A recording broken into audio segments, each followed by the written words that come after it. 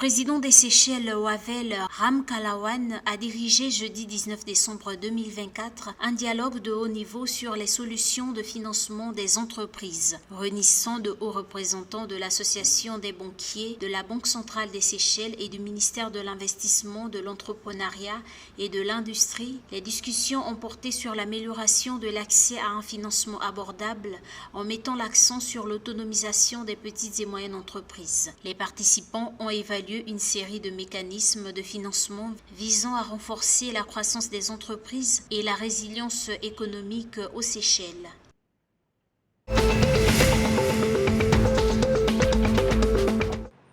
Les 17 et 18 décembre 2024, Madagascar a franchi une étape décisive dans la transformation de ses systèmes alimentaires à travers un atelier national stratégique. Cet événement met en avant plusieurs priorités qui visent à améliorer l'accès à une alimentation saine et diversifiée, à favoriser une production agricole durable et à renforcer la résilience des populations face aux crises.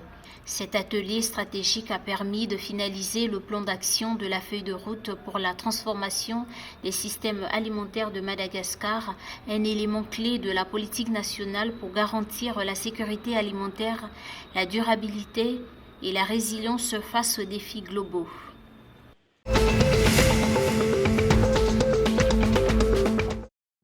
À 3 semaines des élections législatives et communales aux Comores, la Commission électorale nationale indépendante CENI a organisé le 17 décembre 2024 au Palais du Peuple une rencontre avec les partenaires internationaux. Il était question pour la CENI de présenter le nouveau site web dédié aux élections cenivote-comores.com pour échanger avec les candidats sur le déroulement du scrutin. Ce site contient toutes les informations et données dont les candidats et leurs électeurs ont besoin. Les électeurs peuvent aussi parcourir le site pour mieux s'informer, une initiative saluée par les candidats.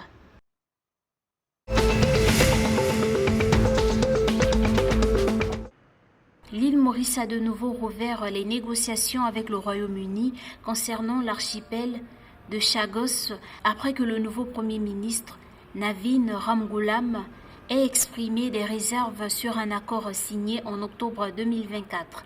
Cet accord historique prévoyait que le Royaume-Uni reconnaisse la souveraineté de Maurice sur Chagos, mais permet au Royaume-Uni de maintenir sa base militaire à Diego Garcia. L'accord d'octobre permettait notamment au Royaume-Uni de conserver sa base militaire commune avec les États-Unis, mais le Premier ministre mauricien Navin Ramgoolam a exprimé mardi 17 décembre des doutes sur l'accord qui n'a pas encore été ratifié.